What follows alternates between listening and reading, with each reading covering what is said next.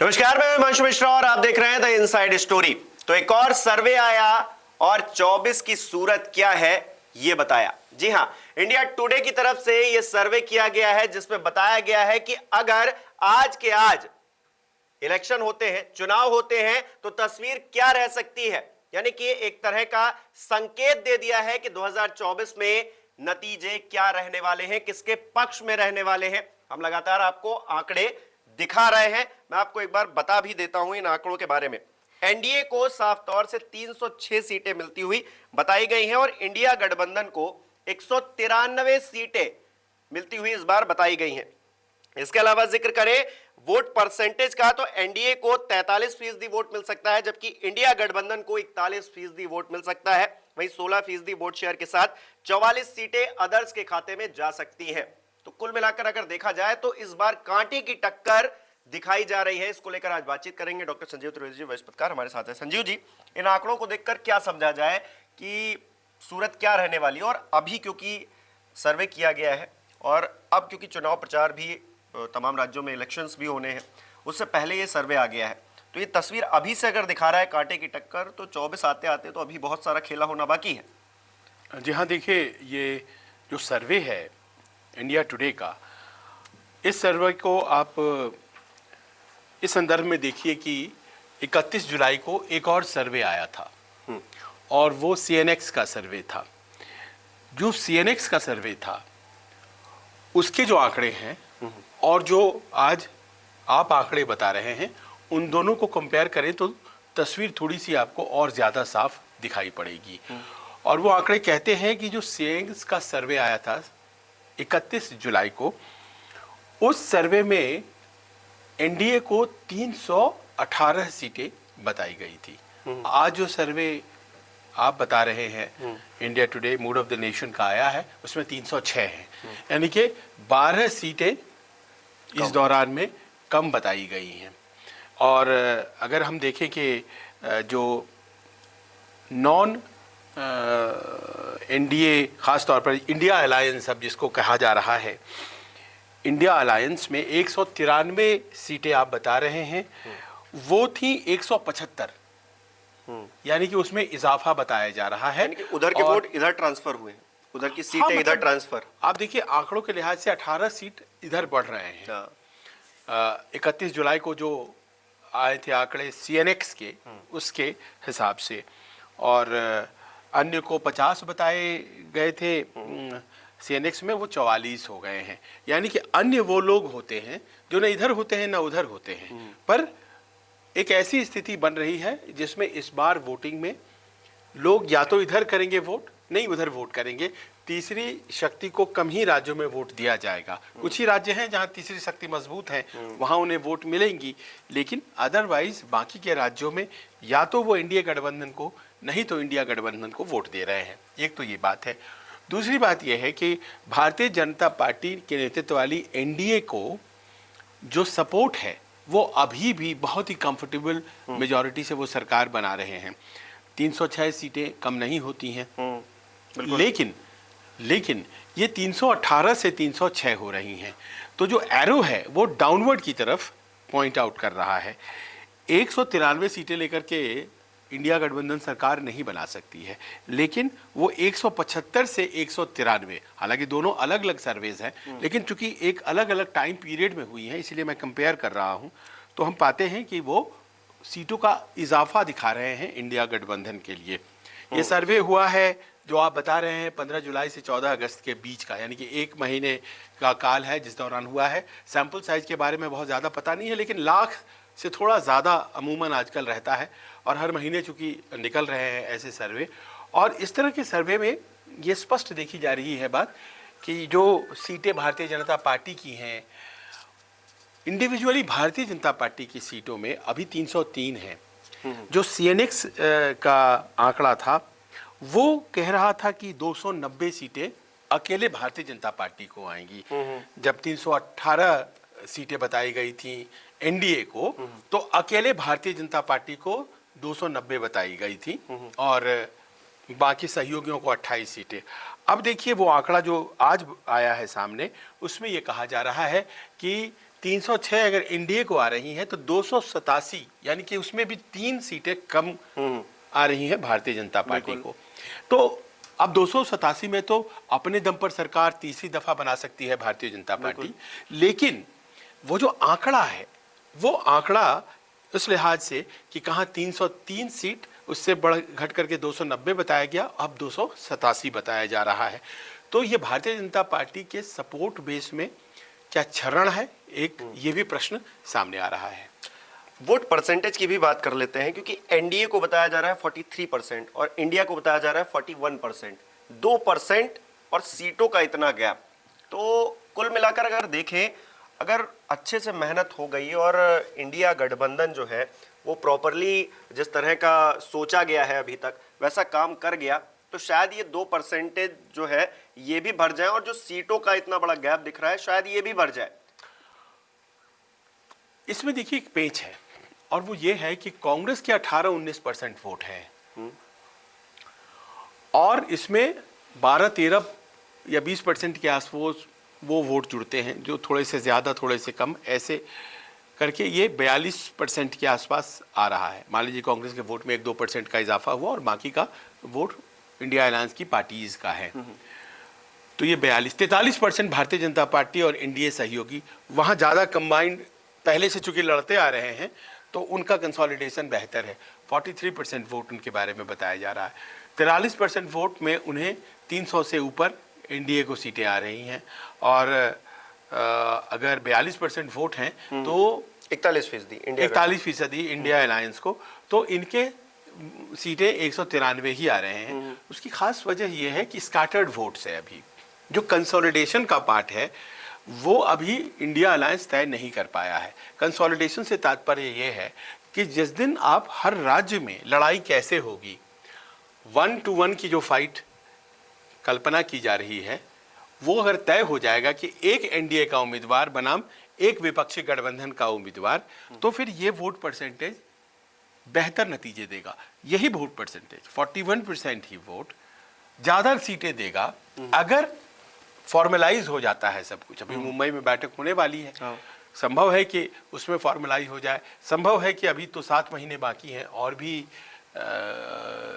बैठकें हों और उसमें फॉर्मल हो, लेकिन अभी ये फैला हुआ, बिखरा हुआ है, स्कैटर्ड है। अगर ये साथ हो जाता है वोट, तो ये वोट सीटों में इजाफा कर सकता है। और वैसे भी देखिए आप सीटों में इजाफा तो कर ही रहा है, क्योंकि 1-on-1 फाइट की स्थिति कई जगहों पर अभी से बनने लगी है। एक कैंडिडेट होगा भारतीय जनता पार्टी समर्थित या भारतीय जनता पार्टी का, और दूसरा कैंडिडेट होगा विपक्ष का। तो ऐसे जो फाइट होगी, इस फाइट में ऐसा लग रहा है कि विपक्ष को थोड़ा एज है। अच्छा, अदर्स की भी बात कर लेते हैं। अदर्स कितनी बड़ी भूमिका निभा सकते हैं, क्योंकि जो एनडीए बनाम इंडिया का जो गठबंधन है उसमें अदर्स को 44 सीटें, 16% वोट उनके साथ जाते हुए नजर आ रहा है। यानी कि जैसे कि नवीन पटनायक जी हो गए और तमाम ऐसे लोग हैं जो अभी भी किसी भी खेमे में नहीं है। तो ये बड़ी भूमिका क्या निभा सकते हैं, और इनको साथ में लेना क्या दोनों के लिए जरूरी हो जाता है ऐसी सिचुएशन में जब ऐसी कांटे की टक्कर होने की संभावना जताई जा रही है? देखिए, अदर्स को आप बहुत आसानी से उंगलियों पर गिन सकते हैं। इस देश में इतना शार्प डिवीजन हो रहा है, एक तरफ एनडीए, दूसरा तरफ इंडिया अलायंस, तो बड़ा शार्प डिवीजन है। स्टार्ट करते हैं मायावती जी, पहली कैंडिडेट जो अदर्स में आती हैं, अभी तक उनका यही रुख है, और वो आज भी उन्होंने घोषणा कर ही दिया है कि वो किसी के साथ नहीं लड़ेंगी। उनका वोट। दूसरा है नवीन बाबू उड़ीसा में। उड़ीसा में नवीन बाबू का वोट, वो किसी के साथ नहीं जाएंगे, वो ना इंडिया के साथ जाएंगे ना एनडीए के साथ जाएंगे। इसके अलावा वाईएसआर रेड्डी, जो वाईएसआर कांग्रेस है, जगन मोहन रेड्डी, उनके वोट, वो भी किसी के साथ नहीं जाना पसंद करेंगे, अकेले। और चौथे उम्मीदवार हैं केसीआर। बस यही 4 आपको ऐसे प्लेयर्स भारतीय राजनीति में अभी इस वक्त दिखाई पड़ रहे हैं। बीएसपी, बीजेडी, वाईएसआरसीपी और बीआरएस, यही 4 दल हैं। तो इनका जो फासला है वोटों का, बहुत ज़्यादा सीटें आ रही हैं इसमें। देखिए, सबसे ज़्यादा सीटें लेकर के वो वाईएसआर वाले आएंगे, सबसे ज़्यादा सीटें लेके वो आएंगे। दूसरे, या फिर हो सकता है कि केसीआर नहीं, केसीआर का कम संभावना, वाईएसआर वाले पहले नंबर पे रहेंगे, दूसरे नंबर पर या तो नवीन बाबू रहेंगे, नहीं तो केसीआर रहेंगे, और तीसरे नंबर पर बहन जी रहेंगी, क्योंकि बहन जी लास्ट रहेंगी, मायावती जी, क्योंकि हाँ, उनकी सक्रियता और वो इस तरह से सक्रियता भी कम राजनीति है, और वो अकेले अगर लड़ती हैं तो बहुत सी जगहों पर वो कमाल नहीं दिखा पाएंगी। ये उन्होंने किस तरह से राजनीतिक निर्णय लिया है ये आने वाले दिनों में पता लगेगा। लेकिन अच्छा, ये जो 16% वोट है जो विपक्षी गठबंधन तो ये है, बात पूरी कर ले अगर हिमांशु, तो ये वो लोग हैं जो आप प्रश्न कर रहे थे कि इनका क्या रोल रहने वाला है। हाँ। तो ये फाइनल नतीजे का इंतजार करेंगे, और जिस क्रंच सिचुएशन की आप बात कर रहे थे वो क्रंच सिचुएशन का ये इंतजार करेंगे। और अगर मान लीजिए क्रंच सिचुएशन आता है तो इनकी भूमिका बहुत बढ़ जाएगी, ये जिधर जाएंगे उधर का पलड़ा बढ़ जाएगा। मान लीजिए कि अगर एनडीए को जरूरत पड़ जाती है इनकी, तो ये अपने शर्तों के साथ उनसे जुड़ जाएंगे। इंडिया अलायंस से भी ये जुड़ सकते हैं, क्योंकि उनसे ये संपर्क करने की कोशिश कर ही रहे हैं इंडिया अलायंस वाले, तो ये कहीं भी जा सकते हैं। इसलिए ये अपने आप को महफूज रखना चाहते हैं, और इनकी स्थिति ऐसी है राज्य में कि अगर कांग्रेस से भी न लड़ें और बीजेपी से भी साथ न हो तो भी अपना वोट शेयर ले आते हैं। क्योंकि दिक्कत इनके साथ ये है कि अपने अपने राज्यों में या तो ये कांग्रेस से लड़ रहे हैं, नहीं तो बीजेपी से लड़ रहे हैं। बिल्कुल। ये जो इंडिया गठबंधन है, ये अपने 41% जो बताया जा रहा है वोट शेयर, साथ ही में जो तस्वीर उभर कर सामने आ रही है कि 193 सीट्स होंगी, इसमें देखना ये होगा कि ये अदर्स में कितनी सेंधमारी कर पाते हैं अपने वोट बचाने के साथ साथ, तो ये एक अहम रहेगा। दूसरा, एक कांग्रेस का जिक्र मैं ज़रूर करूंगा, क्योंकि कांग्रेस की जो सीटें हैं वो दिखा रहा है 74। अगर बीजेपी की और पर्सनल अगर देखें कि इंडिविजुअल, तो बीजेपी 287 और कांग्रेस 74। अगर ये स्थिति आने वाले समय में 100 के आसपास और पहुंच जाती है तो फिर गठबंधन में कांग्रेस की स्थिति अपने आप में एक मजबूत तो रहेगी ही, साथ ही में दावेदारी भी मजबूत होगी, और ये जो जीत हार का जो फासला है ये भी और कम होगा। क्योंकि कांग्रेस, कहा तो यही जा रहा है क्योंकि सबसे बड़ी पार्टी, अगर कांग्रेस मजबूत हुई और इन 74 सीट्स को 100 पार अगर ले गई, 100 सीट तक ले गई, तो फिर स्थिति या फिर ये जो एक तस्वीर बन रही है इसमें और चेंजेस आने वाले हैं। देखिए 100 से कुछ नहीं होगा। ये जरूर है कि अभी 52 सीटें पिछले चुनाव में जीता गया था और वहां से बढ़कर के दुगना हो जाएगा। लेकिन यह आप तय कर लीजिए कि अगर कांग्रेस हारेगी तो विपक्षी गठबंधन हार जाएगा। इसीलिए मैं कह रहा था कि 100 सीटें तो टारगेट उससे ज्यादा लेकर चलना पड़ेगा। जब आप देख रहे हैं कि अभी हम 74 की बात कर रहे हैं, आज ही की बात कर लेते हैं, 74 की हम बात कर रहे हैं, तो उधर जो सिंगल लार्जेस्ट पार्टी एनडीए की है वो 287 है बीजेपी। तो अगर उसको टक्कर देना है तो केवल सहयोगियों के दम पर टक्कर नहीं दी जा सकती है। जो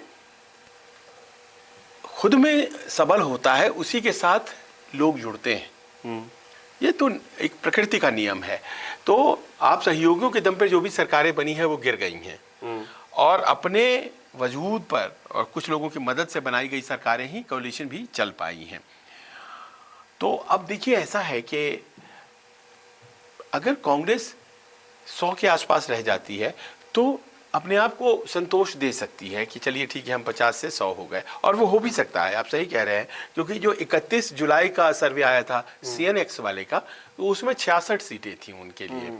अब वो बढ़ करके आज जो 24 अगस्त को आए हैं ये सर्वे मूड ऑफ द नेशन, तो इसमें 74 सीटें बताई जा रही हैं। तो ये 8 सीटों का इजाफा बताया जा रहा है, और अभी 7 महीने हैं तो और सीटें बढ़ सकती हैं। एरो अपवर्ड्स पॉइंट कर रहा है।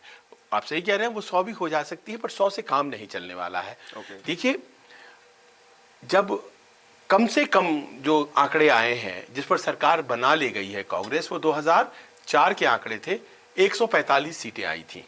145 सीटों पर सरकार बना ली गई थी, पर उसमें खास बात यह रही थी कि वामपंथी दलों को उस इलेक्शन में 63 सीटें आई थी।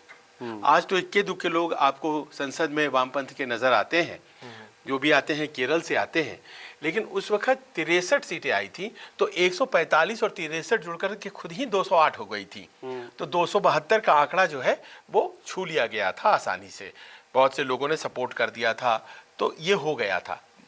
डीएमके वगैरह हमेशा अच्छा जीत के आते हैं, उस बार भी जीत के आए थे, तो वो हो गया था।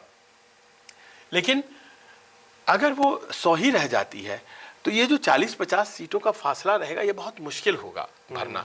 इसलिए कांग्रेस को अगर फाइट में आना है, अगर if it is going to give a shot at forming the government, तो उसको 150 सीटों से ज्यादा लाना पड़ेगा।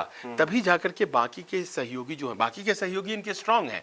देश में तीसरी सबसे बड़ी पार्टी होंगी ममता बनर्जी, ये सही है, ये बात आप मान कर चलिए कि वो बहुत मजबूती से लड़ेंगी। चौथे पार्टी होंगे वाईएसआर, और वाईएसआर भी अगर इधर आ सकते हैं, अगर उन्हें लग जाएगा कि ये सरकार बनाई जा रही है, बन सकती है। पर बिना कांग्रेस के 150 से ऊपर आए ये संभावना यानी नहीं कि है। ये जो खिचड़ी बने उसमें सबसे ज्यादा दाल जो है कांग्रेस की पड़नी चाहिए, चावल कांग्रेस हाँ। का पड़ना चाहिए, तभी बन पाएगी हाँ। मजबूती के साथ। नहीं तो क्योंकि इतिहास गवाह है कि बहुत सारी सरकारें बनी ऐसे मिक्स्ड वाली, और फिर उसके बाद कुछ ही वो जो महीनों कोर में, है साल ना, में गिर गई। कोर है ना, कोर में जो भी पार्टी है, चाहे वो भारतीय जनता पार्टी है, उसे अपनी मजबूती के साथ बैठना पड़ेगा। तभी जाकर के ना सर्कल्स आसपास बनती है। जैसे केमिस्ट्री में पढ़ते थे ना, KLMN सेल्स, पर कोर होती है ना, तो कोर होना पड़ेगा। अब कोर भारतीय जनता पार्टी बना ले रही है, कांग्रेस को भी वो कोर में जाकर के बैठना पड़ेगा। अच्छा, एक और इम्पोर्टेंट बात जो इस सर्वे से निकलकर सामने आई है, पीएम कैंडिडेट को लेकर लोगों से जब सवाल पूछा गया कि आपकी पहली पसंद क्या है, तो अभी भी प्रधानमंत्री नरेंद्र मोदी को लेकर जो लोगों के अंदर विश्वास है, या फिर लोग चाहते हैं कि वो फिर से एक बार प्रधानमंत्री के पद पर बैठे, उस कुर्सी पर बैठे, वैसे लोग 52% है, 52% लोग हैं। और वहीं अगर राहुल गांधी अगर चेहरा बनते हैं, उनको बनाने की कोशिश की जाती है, तो वो मात्र 16% है। तो ये एक बहुत बड़ा गैप है ट्रस्ट का। हालांकि इस बात का भी जिक्र सर्वे में किया गया कि भारत जोड़ो यात्रा से कितनी छवि राहुल गांधी ने बदली है, वो कितने मजबूत हुए हैं अपने आप में। उन्होंने, हालांकि लोगों ने बड़ा अच्छा कोई फाइट ही नहीं है। हाँ, रिस्पॉन्स दिया, अच्छा रिस्पॉन्स दिया है। बावजूद इसके ये जो हार्ड कोर 52% एंड 16%, तो ये क्या दिखाता है कि नेतृत्व जो है वो अगर फिर से राहुल गांधी बनाम मोदी अगर हुआ, तो फिर चीजें और बिगड़नी तय है। ये तो तय है ना कि लोग नहीं चाह रहे हैं मोदी बनाम मुद्दा, हाँ, ये चाह रहे हैं। मोदी बनाम राहुल नहीं चाह रहे हैं, और खुद राहुल गांधी और कांग्रेस के लोग ये नहीं चाह रहे हैं। बकौल मल्लिकार्जुन खड़गे, उन्होंने ही तो ये बयान दिया है ना कि हम पीएम के पद में इंटरेस्टेड नहीं हैं। राइट बिफोर बेंगलोर अधिवेशन जो हुई थी इंडिया अलायंस की, तो उसमें उन्होंने ये बात बोली थी। ये प्रेसिडेंशियल इलेक्शन टाइप का जो फाइट होता है, मैन वर्सेस मैन या कैंडिडेट वर्सेस कैंडिडेट, जो prime minister candidate versus prime minister candidate, तो इसमें 2 बार के अनुभव पिछले तो यही कहते हैं कि भारतीय जनता पार्टी को फायदा हुआ है, क्योंकि उसके पास प्राइम मिनिस्टर मोदी का मजबूत चेहरा है। उस मुकाबले राहुल गांधी कारगर साबित नहीं हुए हैं। तो अगर तीसरी दफा वो कोशिश करेंगे, तो वो भारतीय जनता पार्टी के मन मुताबिक प्लान जो है आप उसमें वॉक इन कर जाते हैं। तो जाहिर है कि इंडिया अलायंस नहीं करेंगी। लेकिन यहाँ एक और आपको हम बात बताते हैं, यही सर्वे जब जनवरी के महीने में हुआ था, तो मात्र 7% लोगों ने कहा था कि राहुल गांधी प्राइम मिनिस्टर के उम्मीदवार हो सकते हैं। और उस वक्त कमोबेश केजरीवाल जी से उनकी जो लोकप्रियता थी आसपास चल रही थी, और प्राइम मिनिस्टर मोदी और भी ज्यादा थे। वो 72% के आसपास लोगों की पसंद थे।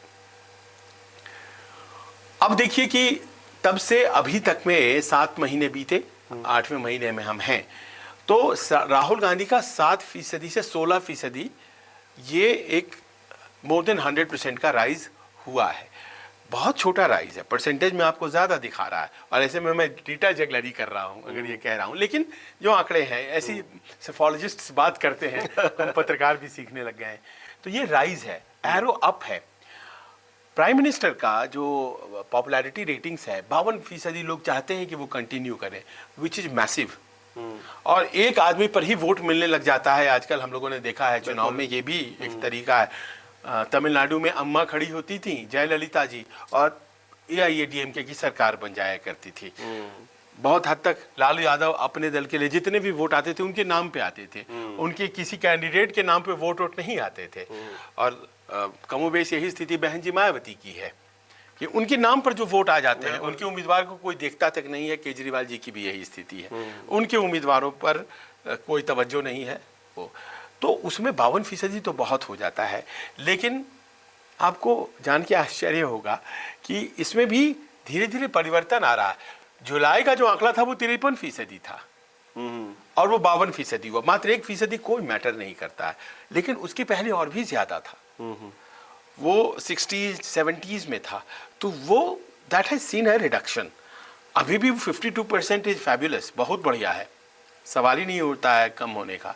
पर वो जैसे मैं देख रहा हूं कि एक सीटों के मामले में क्षरण है, कमी आई है, पॉपुलैरिटी रेटिंग्स में भी कमी आई है। उसकी वजह कुछ भी हो सकती हैं, क्योंकि जिस दौर में ये सर्वे हुआ है उस दौर में मणिपुर का मामला, संसद चल रहा था और राहुल गांधी की जो सदस्यता गई उसको लेकर उनको भी हंगामा। उनका लाभ हुआ। पर ये एरो ऐसे और ऐसे है, हालांकि बहुत अंतर नहीं। और राहुल गांधी और पीएम में अभी भी राजनीति विज्ञान का विद्यार्थी होने के नाते मैं कहूंगा कि कोई कंपैरिजन नहीं है आंकड़ों के लिहाज से। 52% और कहाँ 16%, बिल्कुल 3 गुना से भी ज्यादा। तो इसका मतलब ये हो जाता है कि अभी भी a long way to go Rahul Gandhi के लिए चेहरा बनने के लिए।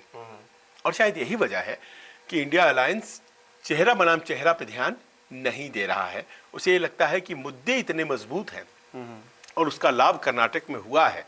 कर्नाटक एक बहुत वाटरशेड मोमेंट है, एक ऐसा चुनाव है जो बहुत चीजें तय करता है, इसीलिए बहुत ज्यादा विश्वास कर्नाटक के नतीजों पर है। तो इस कारण से लोगों को मुद्दों के बारे में बताया गया, उन्हें एडिक्वेट किया जाए कि महंगाई, बेरोजगारी ये और मणिपुर, ये तीनों को अभी समेट करके चल रहे हैं और यही मुद्दे जो हैं बार बार दिखाने की कोशिश विपक्ष के द्वारा की चलिए, जाएगी। कुल मिलाकर ये तो आंकड़े हैं और चुनाव से पहले के आंकड़े हैं, लेकिन चुनाव में वोटर्स क्या रुख अपनाते हैं, वो किस तरफ जाते हैं, वो क्या सोचते हैं, उनके मुद्दे क्या हैं, क्योंकि हर वोटर का अपना एक मुद्दा है। हो सकता है उसकी गली में कोई सफाई ना हुई हो तो वो उसके लिए मुद्दा हुआ। हालांकि लोकसभा चुनाव में ये सब मुद्दे नहीं देखे जाते हैं, लेकिन फिर भी हो सकता है उसके लिए वो मुद्दा हो, या फिर तमाम और भी देश में मुद्दे हैं तो सरकारों के खिलाफ एंटी इनकम्बेंसी होती है। लेकिन फिलहाल के लिए जो ये आंकड़े दिखा रहे हैं, भारतीय जनता पार्टी की जीत निश्चित तौर पे दिखा रहे हैं, लेकिन इंडिया गठबंधन को भी सशक्त होते हुए, बढ़ते हुए, बड़ा आंकड़ा लाते हुए, चुनाव में जीतते हुए दिखा रहे हैं। आपको क्या लगता है इन आंकड़ों को देखकर पहले की तस्वीर, क्योंकि अभी इलेक्शंस भी होने हैं कई राज्यों में, वो और तस्वीर साफ होगी, तो अभी से आपको क्या लग रहा है इन आंकड़ों को देखकर हमें कमेंट करके बता सकते हैं। बहुत बहुत शुक्रिया।